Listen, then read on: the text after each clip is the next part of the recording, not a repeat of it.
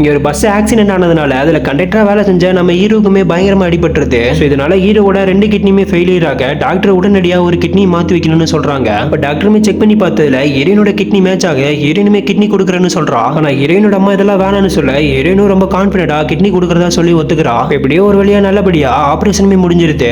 இப்ப ஹீரோனும் ஹீரோ வீட்டுக்கு கூட்டிட்டு வந்து அவனுக்கு வேண்டியதெல்லாம் செஞ்சு நல்லபடியா பாத்துக்கிறாங்க. இப்படியே கொஞ்ச நாள் போக ஹீரோவும் ஒரு வழியா ரெக்கவர் ஆயிடுறான். இப்ப ஹீரோவோட அண்ணன் பொண்ணுக்கு பர்த்டே ஃபங்க்ஷன் வர ஹீரோவும் ஹீரோயினும் அந்த ஃபங்க்ஷனுக்கு போறாங்க. இப்ப ஹீரோவோட அண்ணன் சரக்கு அடிச்சிட்டு இருக்க நம்ம ஹீரோவுமே அப்படியே ஜாலியா பேசலாம்னு சொல்லிட்டு போய் பக்கத்துல நிக்கிறான். இப்ப ஹீரோவோட அண்ணனுக்குமே ஓவராக ஹீரோவோட ஃப்ரெண்டு அவரை கூட்டிட்டு போலான்னு சொல்லிட்டு ஹீரோவோட கையில கிளாஸ் கொடுக்குறான். இப்ப கரெக்டா ஹீரோயினுமே அங்க வர ஹீரோ கையில கிளாஸ் இருக்கிறத பார்த்துட்டு ஹீரோவோட ஃப்ரெண்ட ஓங்கி ஒரு அற விட்டுறா. அது மட்டும் இல்லாம ஹீரோவோட அண்ணனையும் அசிங்கமா பேச ஹீரோ கோவம் வந்து ஹீரோயின் ஒரு அற விட்டுறான். இதனால ஹீரோயினுமே கோவிச்சுக்கிட்டு வீட்டுக்கு வந்து அவங்க அம்மா கிட்ட நடந்ததெல்லாம் சொல்றாங்க. அடுத்த நாள் பார்த்தா ஹீரோயினோட அம்மா ஹீரோயின் கொடுத்த கிட்னியை திருப்பி கொடுக்க சொல்லி போலீஸ் ஸ்டேஷன்ல கம்ப்ளைண்ட் கொடுக்குறாங்க. அந்த போலீஸ் ஆபீசர் இது ரொம்ப வித்தியாசமா இருக்கு, நீங்க கோர்ட்ல போய் பாத்துக்கங்கன்னு சொல்லிடுறாரு. ஆனா கோர்ட்லயுமே எந்த வக்கீலோ அவங்களோட கேஸ் எடுக்க மாட்டேங்கிறாங்க. அடுத்த நாள் ஹீரோனோட வீட்டுக்கே ஒரு ஜூனியர் வக்கீல் வந்து அந்த கேஸை எடுக்கிறதா சொல்றாரு. ஆனா கிட்னிக்கு பதிலா ஹீரோவோட மொத்த சொத்தையும் எழுதி வாங்கிடலாம்னு சொல்ல ஹீரோனோட அம்மாவும் சரின்னு சொல்றாங்க. ஆனா அடுத்த நாள் கோர்ட்ல ஹீரோவோட வக்கீல் இதெல்லாம் ஒரு விஷயமே இல்லைன்னு சொல்லி முடிச்சிடறாங்க.